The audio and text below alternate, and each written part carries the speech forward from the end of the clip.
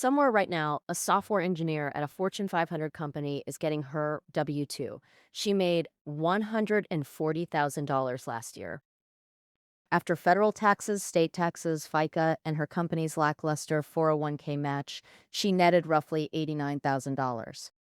She's not complaining out loud, but she's doing the math quietly, and the math is making her furious. Because her contractor counterpart, same skill set, same industry, same city, built a single-member LLC, elected S-Corp taxation, and walked away paying a fraction of what she paid, legally, structurally, permanently. This isn't a loophole in the shady sense. This is the tax code doing exactly what it was designed to do: reward people who understand how businesses are taxed versus how employees are taxed. The problem is, nobody hands you this manual when you accept a W-2 offer letter. Here's what most high-earning women never see clearly. The W-2 structure is architecturally designed to extract maximum tax from you before you ever touch your money. FICA alone, Social Security and Medicare, takes 7.65% off the top. Your employer matches that, which sounds generous until you realize that's compensation the company calculated into your total cost of employment. You never see it. It never hits your account. It just disappears into a system that may look very different by the time you retire. Then federal income tax. Then state income tax, if you're in California, New York, or Illinois. By the time a $140,000 salary clears every withholding layer, some women are operating on an effective 37 to 40% combined tax rate. They're earning six figures and building someone else's tax base, not their own wealth foundation. And here's what makes this psychologically brutal. She's the one holding her household together. She's the one managing school logistics at 7 a.m. and leading a product sprint by 9 a.m. She's carrying the invisible weight of being the financial anchor for her family, and she's doing it while the system quietly skims the top off every dollar she earns. Let's talk about the structural fix. I call it the parallel income architecture. Here's how it works for a tech professional, a UX consultant, a software developer, a data analyst, who has marketable skills that companies will pay for on a project or contract basis. She forms a single-member LLC. Standard filing, $50, $500 depending on the state. Then she files Form 2553 with the IRS to elect S-corporation tax treatment. This one form changes everything. Inside an S-corp, she pays herself a reasonable salary. Let's say $60,000 for a consultant billing $180,000 annually. FICA taxes only apply to that $60,000 salary. The remaining $120,000 flows to her as a distribution. Distributions are not subject to self-employment tax. That's a 15.3% tax that simply doesn't touch that $120,000. On $120,000 in distributions, avoiding self-employment tax saves her approximately $18,360 every single year. That's not a rounding error. That's a Roth IRA funded 3 times over. That's 6 months of mortgage payments. That's real, compounding, life-altering capital sitting in her pocket instead of the IRS's. The S-Corp isn't just a tax classification. It's a legitimate business entity, and legitimate businesses have legitimate expenses. Her home office, deductible. Her professional development subscriptions, certifications and conference travel, deductible. Her health insurance premiums as a business owner, deductible?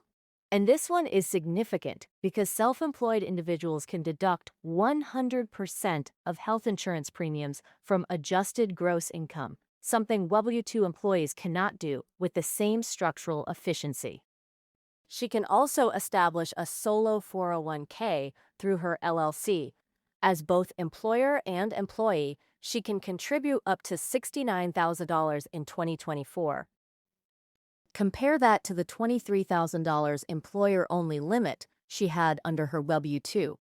She's essentially running 2 retirement funding streams simultaneously, and both reduce her taxable income.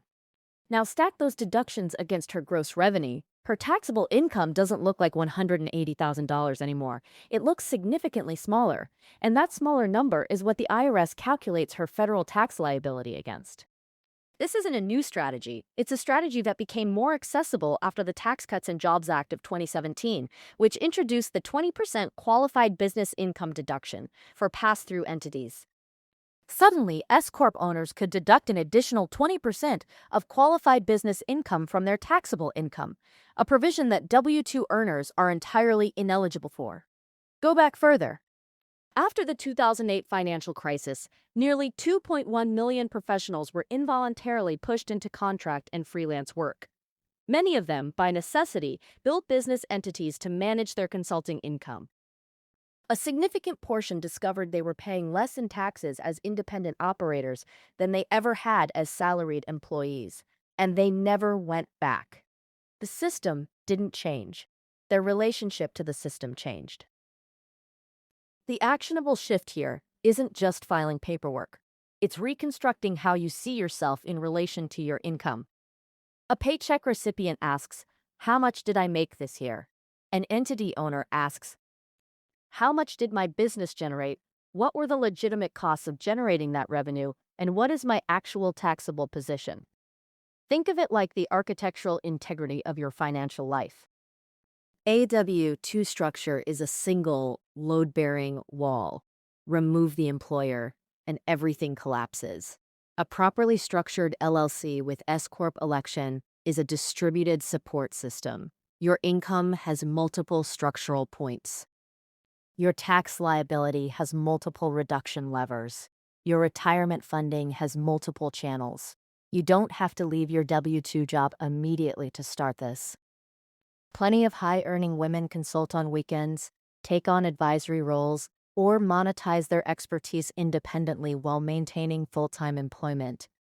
The LLC can begin as a side structure, legally distinct, tax-advantaged, and quietly building the foundation of something that doesn't depend on a corporate org chart to survive. The goal isn't just paying less in taxes. It's building an income architecture that can't be dismantled by a restructuring email on a Tuesday afternoon. But here's what I haven't told you yet, and this is where most women stall out completely. Even with the perfect entity structure, even with the S-Corp election filed correctly, there's a silent financial force actively eroding every dollar this strategy protects. And if you don't account for it, the math still doesn't work in your favor. That's exactly what we broke down in Why a $100,000 Salary Still Feels Broke, the inflation math no one shows you. And if you haven't watched it yet, click it on your screen right now, because the tax strategy and the inflation math together are what actually moves the needle.